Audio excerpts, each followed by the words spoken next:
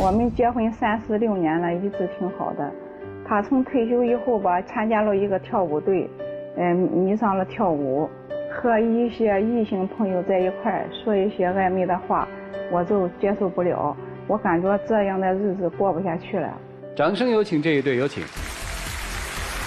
男嘉宾汤先生，60岁，来自山东，退休；女嘉宾侯女士，58岁，来自山东，退休。来，有请两位，有请。欢迎两位哈！结婚多少年了，大哥？有36年了。当时怎么认识的？我父亲和岳父是酒友啊，酒友啊！哦。后来一提结婚，结果我们还是一天的生日，很巧。谁跟谁一天？我和爱人，当时我不知道，登记的时候登记员说你报年龄，我说1958年5月24，结果同时他也说5月24。我是60年5月24。这样的，等于你们是父一辈从这个酒友变成了亲家了，这样没恋爱过是吧？没有，这就是应了那句话了，这叫先结婚后恋爱，人家这场恋爱溜溜就谈了36年。刚才说跳舞是吧？对。跳舞跳什么舞啊？跳的交谊舞方面呢，也是惹了爱人生气几次。其中呢，就是舞蹈老师吧，就是说有一次下课以后，老师说呢，电器这个商店开业看去吧。啊，正好他家里刚装修完，想买一个净化器，到了看有一个净化器呢是3000块钱。啊，当时老师说没带钱，作为学生来讲，我考虑也应该送个老师礼物，我就拿卡就刷了。刷以后，后来老师又看了一件电器，电冰箱1000多，这样的话刷了2笔饭，一共4000多块钱吧。哦，这是老师要求您刷的吗？没要求，没要求。这个男老师、女老师啊？啊，女老师，还有其他的舞友跟着。都去了哈？去了一共连我舞伴，我们3个吧。啊，一共就仨人啊？就我们3个，2女1男，是吧？哦，谁要求去的呀？老师。他是要看还是要买啊？他是看看展销电器，然后看好了2件就刷了。他说没带钱。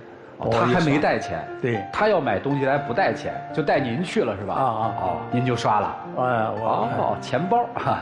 您跟他学舞要交钱吗？交钱。交多少钱？交了500块钱。他对外的学费是500是吧？啊，是的。那您这礼物送的可大呀。当初是对外是200吧。对外200。考虑老师的辛苦，然后呢，我多交3块钱。所以您是特别尊重老师的哈。人家收200，您要交500。他根本就不跟我说实话，对吧？他刷下去那4000块钱吧，我就问他，因为信息在我这里了，虽然是他的卡，我一看刷下去了，我给我打电话，我说你怎么又刷下去4000块钱呀？他说，老师今天请客在一块聚会，老师没带钱，我替他拿出去，对吧？骗我，你骗我干什么？不是骗你，当时我考虑跟你说你回报怕你生气，我想着将来我老师要给钱呢，我把钱及时补上，你也不会发现。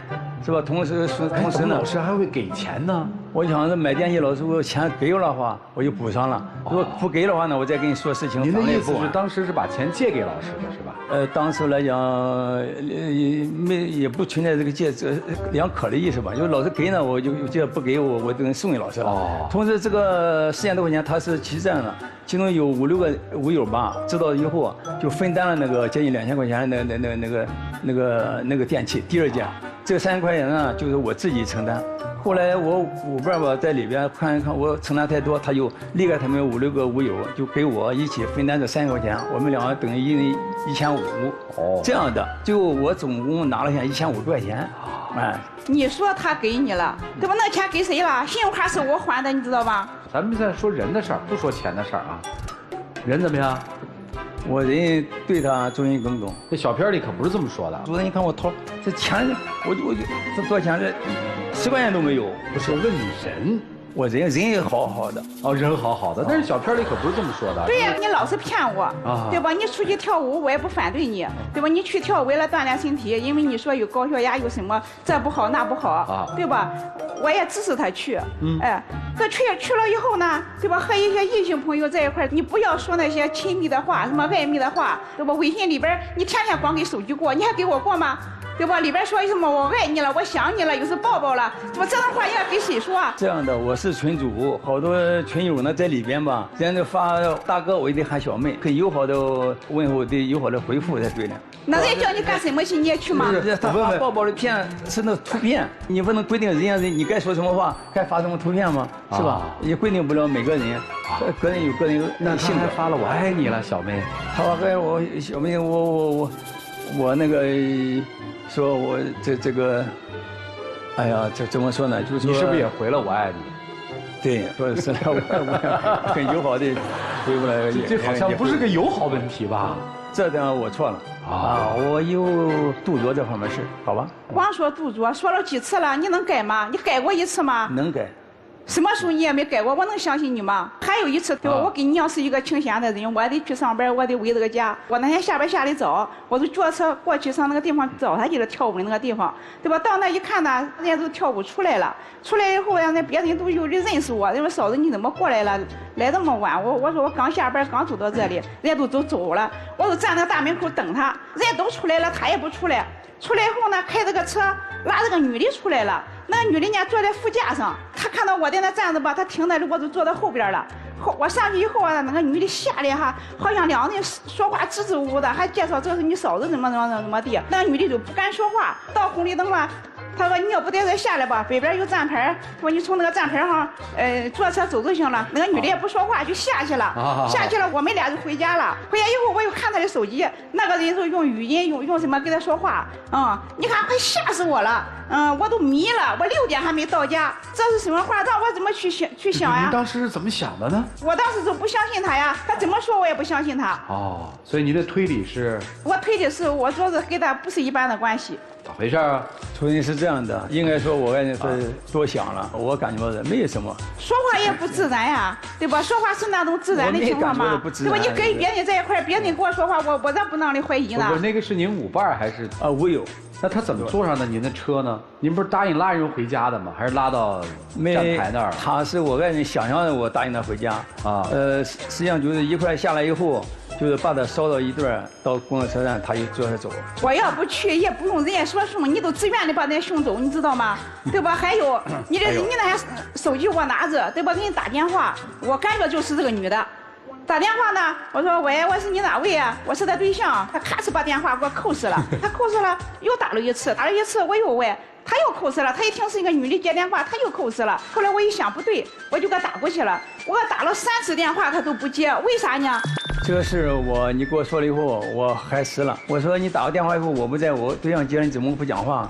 他说没见面不熟悉，不知道说什么好。我说你该说什么说什么，该找我是了，是这样的，也没有什么。我问个问题啊，您发现没有啊？每次您要有点什么小异动的时候，好像嫂子都能发现哈。他会洞察一切，怕吗？我身上不怕影响，我没做什么。他照妖镜我照不，我不是妖精，我是人。你叫人家大家伙听听，你做的这一些事是我怀疑你吗？你爱我爱家庭，我知道。所以手机里呢，你随时看我手机，我也没发锁，对不对？你不给我钱，我还甘情愿做饭，做好吃我多吃。做不好我不吃或者少吃都可以，没怨言过。我很爱你的，我很爱这家的。你别说我没给你钱，对吧？我给你了以后，你拿着乱刷钱，我能敢给你吗？嫂子问一句话啊，平常在家里对您好吗？退休以前还可以，从退休以后他就不关心我了，他光给手机给舞伴去过去了。是这样吗？说的应该是不对的。有时你下班一看快下班时间到了，我给你打电话，我晚上吃什么？我现在把这个菜洗好炒好，你来了吃2顿饭也有啊，对吧？这是疼你的表现啊。你数数有几次呀？能数出数来吧？我问一句啊，问一句，不吵了。您今天来的主要目的是什么呀？我主要目的看他改不改。就改什么呀？你不要说那些暧昧和亲近的那些话。所以您到底来干嘛呢？我看他改不改。他说看不看我改不改？我不改的话又不让我过去了。其实我求你，还得我离不开你。我就不想跟你过了，跟你说吧。能借舞吗？你叫我借我就借。你别说了不算，我都不相信了，你知道不？一次我还能相信你？你允许我借我就借，我不要吃饭我可以不吃饭。我不相信，你别说那么好。不吃饭会饿死的。这个退休之前是这样吗？退休之前不是这个样。就是退休之后是这样变了，是吧？对。这个退休之后最大的就是因为他跳舞了，是这意思吗？对。所以您的目的是？他做的这些事儿都太过了，他要戒了。我不做了，以后改了。能相信吗？改了。回以后我做饭了，1天3顿饭。前天我下班到家吧，他都拿那个手机。我说你要把我来了，下班回来了，我说你要把手机放到那里。我说你能不能跟我沟通沟通，跟我说说话呀？您这资料上面说您现在不也退休了吗？对呀，我也退了。为了就一起跳了呀？他返聘了。我还为这个家还想顾这个家，还想挣钱。哦，还想挣钱呢？为了健康，前年要不他等于他给我了第二次生命。前年我差点没走了，高血压脑动硬化，高血压200。哎呦天！后来到了医院以后，真是他等于前后给我看病，我很感动。他为了我教我跳舞，我后来学会跳舞，最后要不跳舞，我就可以说不全在这了。这里面其实就引出一个小背景，等于前2年身体不好是吧？对，托夫人的福照顾，活回来了，然后还是夫人让跳的舞是吧？锻炼身体。没想到这一跳舞跳出事儿来了，这可咋整呢？来，我们一起进入丘比特问卷。哎呦，大哥呀，不哭了啊！我看得出来，大哥真的知道自己错了。他在这个台上说错了，我不相信他一定能改了。行，我帮你跟他说说哈。说完了，咱看您能不能给他一点信任哈。大哥为什么上班的时候挺好的，退休了以后就变了呢？闲的。林青霞，我们的女神，我们不知道人家的婚姻关系到底因为什么终结，但是我知道，60多岁离婚也是很正常的一件事情。所以大姐今天到这儿来就是要一个态度，你怕不怕失去他？我怕。你怕，你还跟别人说你爱他？以后不会了。尤其刚才那儿讲的，哎呦，一把鼻涕一把泪的，我老婆照顾我呀，给我花钱治病，完了您还出去跟别人搞这个，错没？错了。改不？改。他在这里改，回家不一定改。我不能，当着全国观众的面，对吧，大哥？对，我回去1天3顿给你做饭吃，我把你供起来。大姐，你平时怎么叫他？梅。那你当着全国观众的面，你说梅，我爱你。梅，我爱你，亲爱的梅，我爱你。永远爱你，爱你一辈子。大姐，我接下来跟您分析分析，咱们这边有没有什么问题哈？从一上来到现在，你唯一笑一次是对我笑的，你一直板了一张臭脸给他。你知道他为什么有之前的那些行为和举动吗？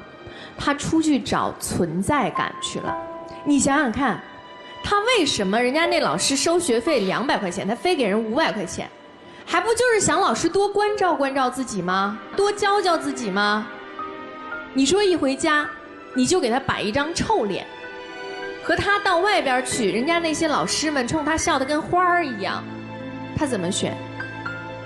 他虽然心底里对您也有感激，也有爱，也对家庭有责任，但是他控制不了他自己的行为，所以我们这边没有问题吗？也有，就是把老公抓太紧了。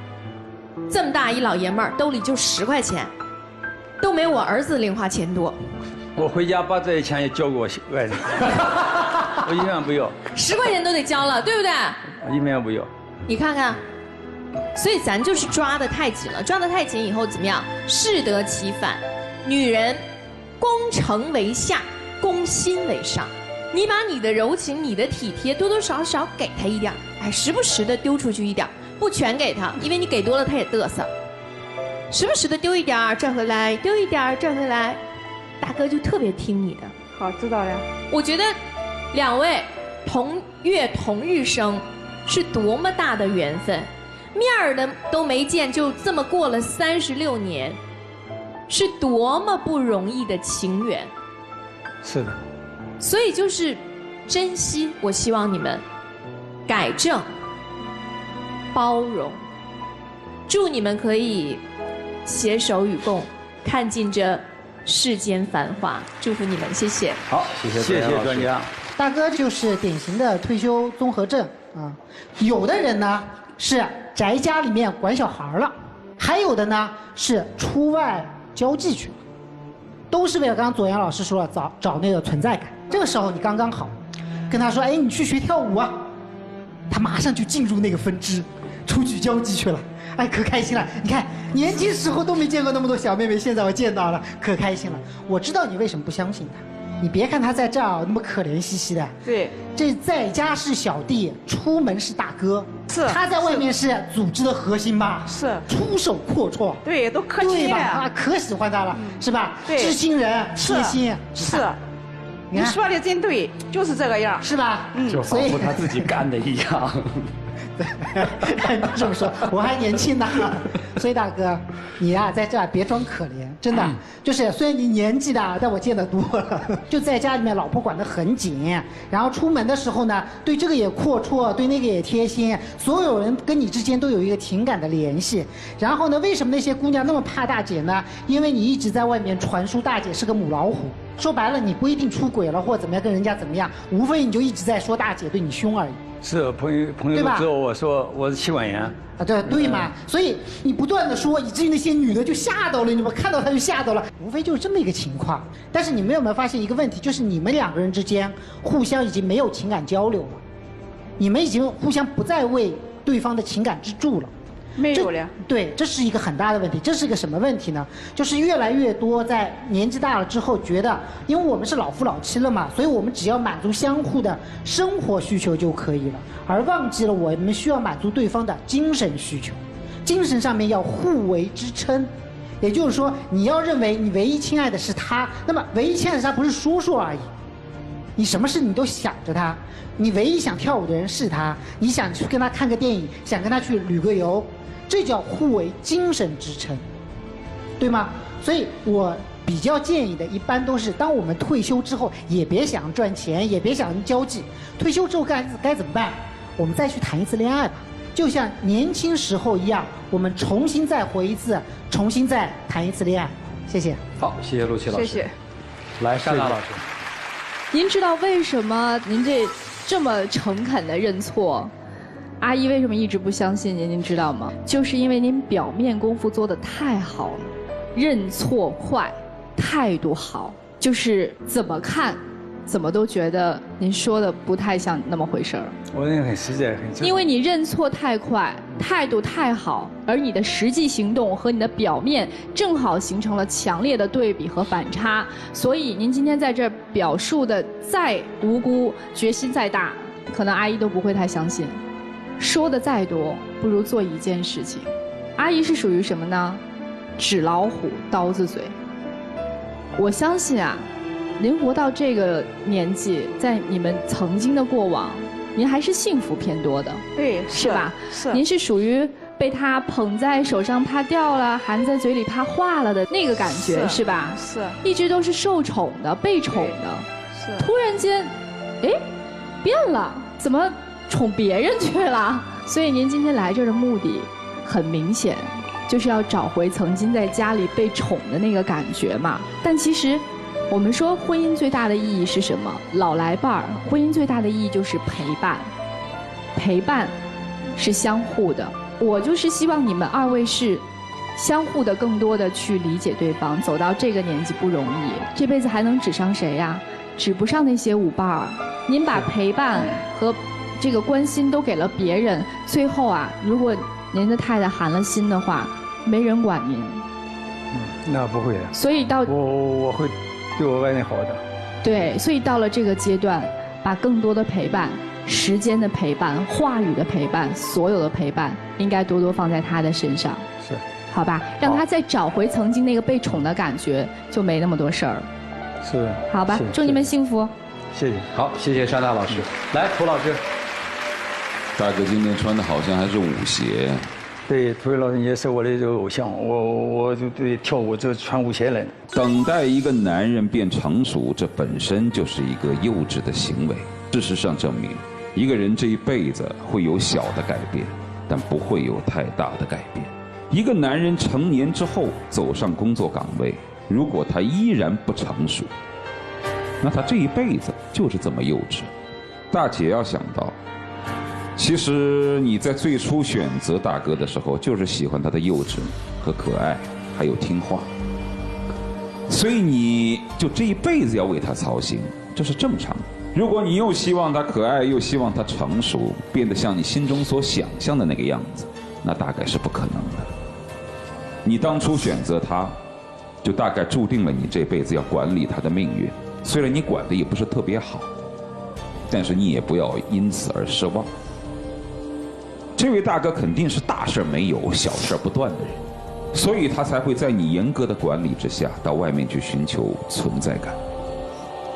恰恰是因为他不成熟，所以那些舞伴也好，老师也好，从某个角度上来说会戏弄他，而你才是他真正的保护神呢。你这辈子找一个这样的男人，你这辈子命运就是这样。你有甜蜜，有快乐，这种甜蜜和快乐就是他把钱都交给你，听话，在家里面也从来没有跟你顶嘴，这是你比较顺心的。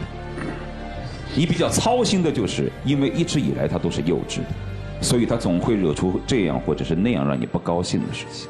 选择了一个人，获得他的好的一面，也要为他差的一面去操心操力。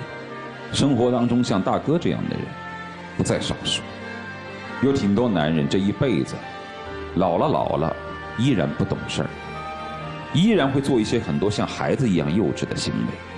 我觉得大哥要认识到自己的幼稚，是，所以在大的问题上听老伴儿的，听了。哎，不要在外面让别人当傻子耍。真正把你当宝贝疙瘩的还是这位大姐。而对于大姐来说，就不要再希望她在老了之后60、70岁还想变成熟，那是不太可能的了，好吗？就这样吧。好，谢谢涂老师。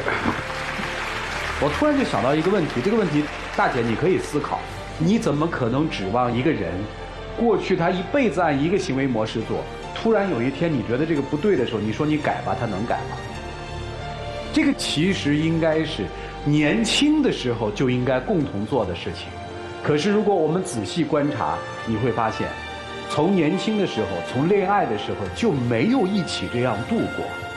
在这个舞台上，我们看到的比比皆是。说相爱，你听到的是钱；说要一起，年轻人现在手机看的比这种夫妻看的还多吧，诱惑更大吧。他们这个例子恰恰给我们一个很好的一个反思。婚姻的目的到底是为了什么？两个人相爱在一起，家庭的责任是什么？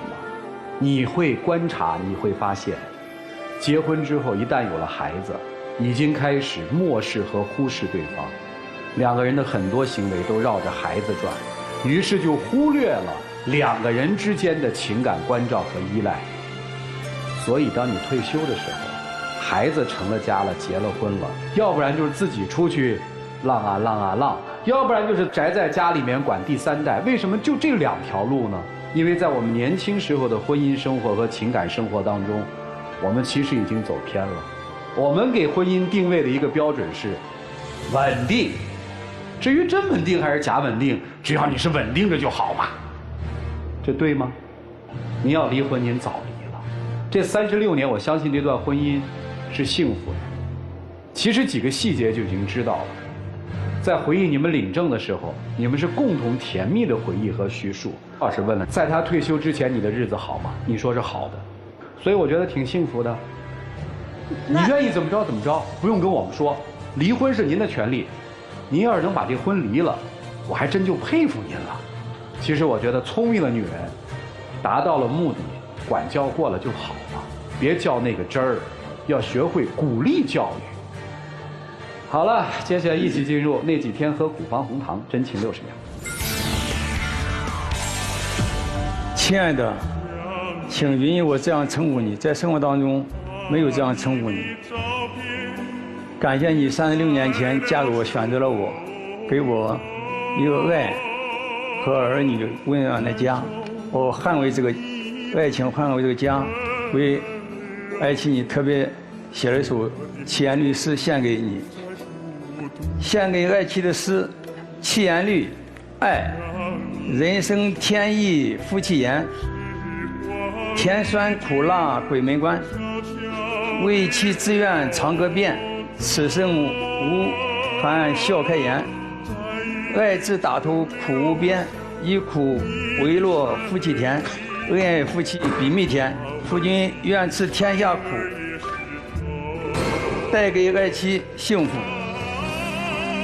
请相信我。您这是七言啊，行吧，回去吧，谢谢啊。来，谢谢，请回。好。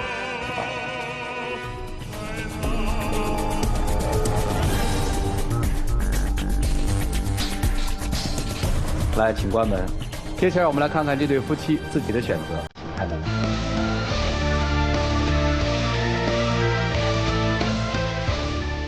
就在一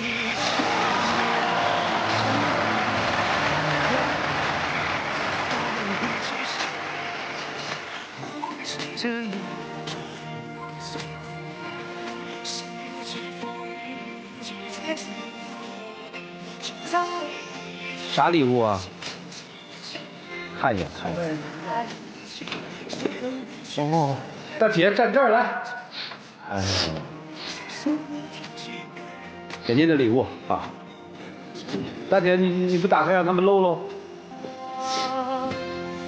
这个花，它叫纱巾做的花。对，带上它。它要跑跑不了，我给带上。